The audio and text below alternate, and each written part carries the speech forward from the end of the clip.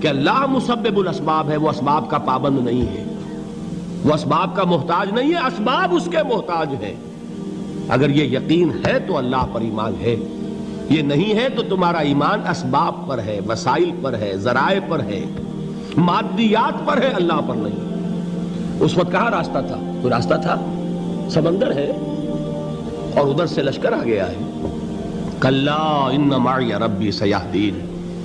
اب دیکھیے ایمان کہہ دینا آسان ہے، ہوا معکم اینما کنتم، جہاں کہیں بھی تم ہوتے ہو اللہ تمہارے ساتھ ہوتا ہے، لیکن اس کا یقین قائم ہو جائے تو زمین و آسمان کا فرق واقع ہو جائے۔ یہی بات ہوئی حضور کے ساتھ۔ غار ہے، چھپے ہوئے ہیں محمد الرسول اللہ اور آپ کے وہ یار غار ابو بکر صدیق رضی اللہ تعالی عنہ۔ اقبال نے حضرت ابو بکر کی شان میں چند اشعار کہے صرف، لیکن واقعہ یہ ہے کہ بھاری بھاری نظموں پر اور قصیدوں پر بھاری ہے، طویل ترین نظمیں اور قصیدے ہوں ان پر بھاری ہے۔ ہمتیں ابو بکر کی ہمت جو ہے، کشت ملت را جو ابر، جیسے بارش سے کھیتی اپجتی ہے، ابو بکر کی ہمت اور عزیمت اس امت کو اسی طرح سینچنے والی ہے۔ ثانیے اسلام و غار و بدر و قبر،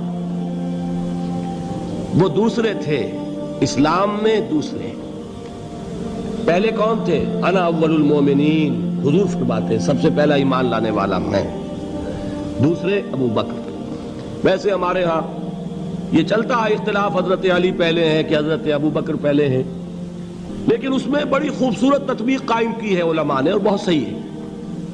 چار کے بارے میں فیصلہ ہی مت کرو کہ کون پہلے ہے، ان کی ایک عجیب تقسیم کر دی ہے۔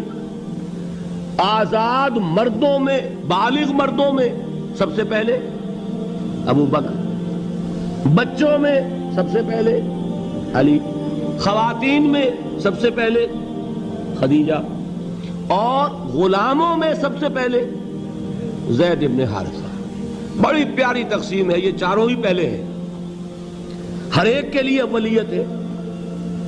اور واقعہ یہ ہے کہ اگر زمانی اعتبار سے تعین ہوگا تو پہلے خدیجۃ الکبریٰ آئیں گی رضی اللہ تعالی عنہ، کسی اور سے بات کرنے کی نوبت بعد میں آ سکتی ہے، پہلے تو اہلیہ محترمہ سے بات ہوئی، آتے ہی پہلی وحی ہوئی ہے، ابھی تبلیغ کا حکم نہیں تھا۔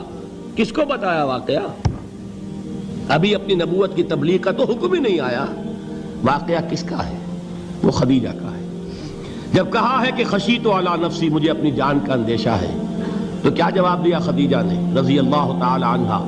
وہ صدیقۃ الکبریٰ ہے۔ صدیقات جو ہیں خواتین، ان میں چوٹی پر خدیجۃ الکبریٰ ہے رضی اللہ تعالی عنہا، اور صدیق جو مرد ہیں ان میں صدیق اکبر ہے ابو بکر صدیق رضی اللہ تعالی عنہ، لیکن صدیقات میں چوٹی پر۔ جب حضور نے فرمایا خشیت علی نفسی، کیا فرمایا؟ کیا عرض کیا؟ کیسے تسلی دی؟ نہیں نہیں، اللہ آپ کو ضائع نہیں کرے گا، آپ غریبوں کے ہمدرد ہیں، آپ مساکین کے تکالیف رفع کرنے والے ہیں، آپ بیواؤں کی سرپرستی کرتے ہیں، آپ مسافروں کی خدمت کرتے ہیں، اللہ آپ کو ضائع نہیں کرے گا۔ یہ یقین ہے اس خاتون کے اندر۔ خیر وہ ایک علیحدہ بات ہو جائے گی۔ میرے دل پر حضرت خدیجہ رضی اللہ تعالیٰ عنہ کی شخصیت کا بڑا گہرا نقش ہے، جو وہ کوئی اور ہی وقت اور موقع ہوا تو بیان ہوگا۔ بہرحال اقبال نے ایک مصرے میں جو چار اولیتیں جمع کر دی ہیں، ہمتیں کشت امت را چو ابر، ثانی اسلام و غار و بدر و قبر۔ اسلام میں حضور کے بعد پہلے کون؟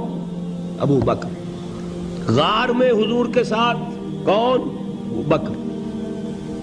بدر کی رات اللہ کا رسول سربسجود، وہ جھاڑ، وہ گھاس پھوس کی جو جھوپڑی بنائی گئی تھی، اور وہاں تلوار ننگی لے کر پہرا دینے والا کون؟ ابو بکر۔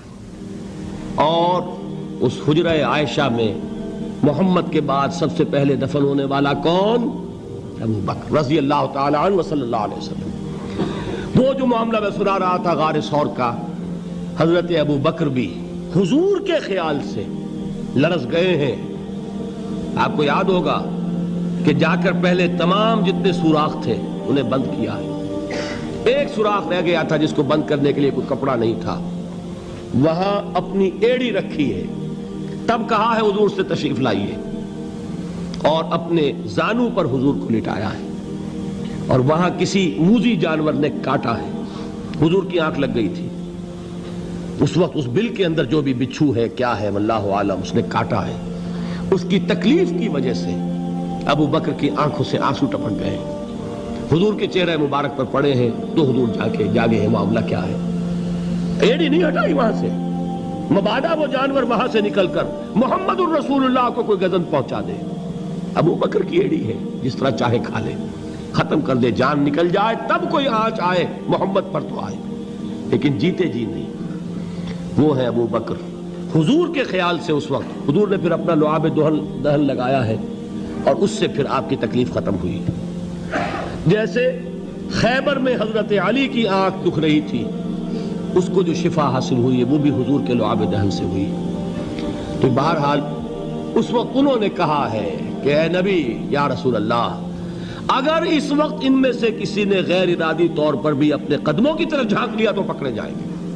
کیا جواب تھا اللہ کے رسول کا؟ لا تحزن ان اللہ معنا, اللہ ہمارے ساتھ ہے, کیوں گھبراتے ہو ابو بکر. یہ ہے ایمان باللہ, میرا مالک اللہ, میرا رازق اللہ, میرا محافظ اللہ, میرا مددگار اللہ, میرا پشت پناہ اللہ, میرا دوست اللہ. یہ دوستی ہے اللہ کی جو لب لباب ہے, حاصل ہے ایمان کا. اسی کا نام ولایت ہے. اولیاء اللہ کے سروں پر سینگ نہیں ہوتے. جس کے دل میں ایمان راسخ ہو چکا ہو وہی اللہ کا ولی ہے. جسے اللہ پر یقین ہو چکا ہے وہی اللہ کا ولی ہے. جسے یقین ہے اللہ میرے ساتھ ہے, میرا مددگار, میرا پشت پناہ, میرا ساتھی, میرا دوست, میرا محبوب, میرا محب. اللہ اہل ایمان سے محبت کرتا ہے. واللہ یحب الصادقین, ان اللہ یحب الذین یقاتلون فی سبیلہ صفا کانہم بنیان مرصوص. اللہ محبت کرنے والا, اہل ایمان محبوب, اور اہل ایمان محبت کرنے والے اللہ محبوب. والذین آمنوا اشد حبا للہ. آپ تصور کیجئے جسے یہ رشتہ ایمان یا رشتہ ولایت حاصل ہو جائے, الا ان اولیاء اللہ لا خوف علیہم ولا هم یحزنون. آگاہ ہو جاؤ, اللہ کے دوستوں کے لیے نہ کوئی خوف ہے نہ کوئی حزن ہے. اور میں بیان کر چکا تھا, خوف اور حزن کے خاتمے ہی کا نام امن ہے. زوال خوف, زوال حزن. یہ خوف اور حزن کیوں آتے ہیں بار بار؟ اللہ تخافوا ولا تحزنوا, دونوں آ گئے. الا ان اولیاء اللہ لا خوف علیہم ولا هم یحزنون, پھر وہی دو. وہ کیوں ہے؟ خوف ہوتا ہے کسی مستقبل کی بات کا, یہ نہ ہو جائے, وہ نہ ہو جائے, یہ نقصان نہ پہنچ جائے, یہ تکلیف نہ ہو, یہ غضب نہ آ جائے. خوف ہے مستقبل سے. حزن ہے یہ کیوں ہوا, یہ نہیں ہونا چاہیے تھا, یہ میرا فلاں چیز میرے ہاتھ سے جاتی رہی ہے, فلاں موقع نکل گیا, اب بیٹھے ہوئے ہیں اندر ہی اندر کڑ رہے ہیں, صدمہ ہے اور رنج ہے. اور جو اللہ پر ایمان رکھتا ہے وہ جانتا ہے ما اصاب من مصیبت فی الارض ولا فی انفسکم الا فی کتاب من قبل ان نبرأها ان ذلک علی اللہ یسیر لکی لا تعصوا علی ما فاتکم ولا تفرحوا بما آتاکم واللہ لا يحب كل مختال فخور. اس زمین میں یا تمہاری جانوں میں کوئی تکلیف, کوئی مصیبت نہیں آ سکتی سوائے اس کے کہ جو اللہ نے لکھ دی ہو, اس سے پہلے کہ وہ ظاہر ہو. جس کو یہ حقیقت معلوم ہو گئی اس کو یہ طرز عمل اختیار کرنا چاہیے. جو چیز چھن جائے, جاتی رہے, چھوٹ جائے, اس پر افسوس نہ کرو. کس نے چھینی؟ دوست نے. دوست کے فیصلے پر شکایت. دوستی کو بٹا لگا رہے ہو, سرے تسلیم خم ہے جو مزاج یار میں آئے. اگر دوستی ہے تو پھر تو تمہیں گردن جھکانی چاہیے کہ ہر چہ ساقی ماریخت عین الطافست, جو بھی میرا ساقی میرے پیالے میں ڈال دے اس کا کرم ہے.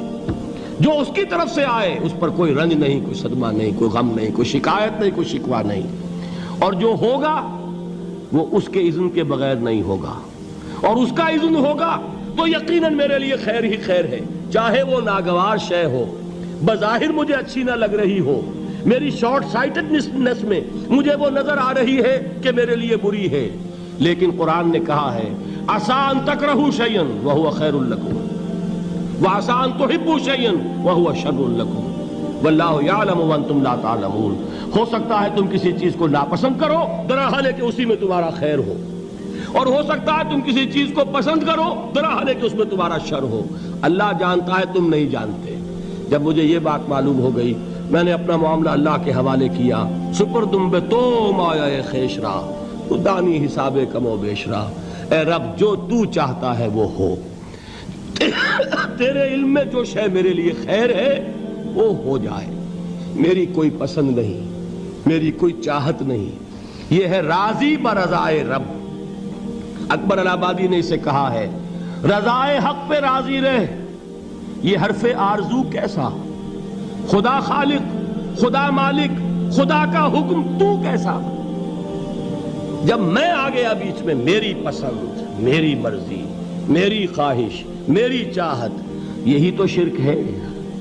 ما شاء اللہ کان وما لم یشاء لم یکن، جو اللہ نے چاہا وہ ہوا، جو اس نے نہیں چاہا نہیں ہوا، اختیار اس کا ہے، میرا تو نہیں۔ رضائے حق پہ راضی رہے، یہ حرف آرزو کیسا، خدا خالق، خدا مالک، خدا کا حکم تو کیسا۔ اقبال نے اسے کہا ہے فارسی میں، اب آپ کہیں اس کا ترجمہ بھی کرو تو وہ مجھے ذرا اس وقت کچھ بہت ہی بدذوقی کسی بات نظر آئے گی۔ جائیے پوچھئے کسی سے جسے فارسی آتی ہو، بروں کشید ز پیچا کے ہست و بود مرا، چے اقدہا کے مقام رضا کشود مرا۔ مجھے تو تمام پیچ و خم سے نکال دیا اس مقام رضا نے، میں راضی برضائے رب ہوں، جو فیصلہ اس کا میں اس پر راضی۔ تو کہاں کا حزن اور کس کا خوف، یہی زوال حزن اور زوال خوف، یہی ہے امن، یہ نتیجہ ہے ایمان کا۔ تو جان لیجئے یہ ہے لب لباب، یہ ہے حاصل ایمان کا۔ یہ ہے تو ایمان ہے، یہ نہیں ہے تو ایمان نہیں۔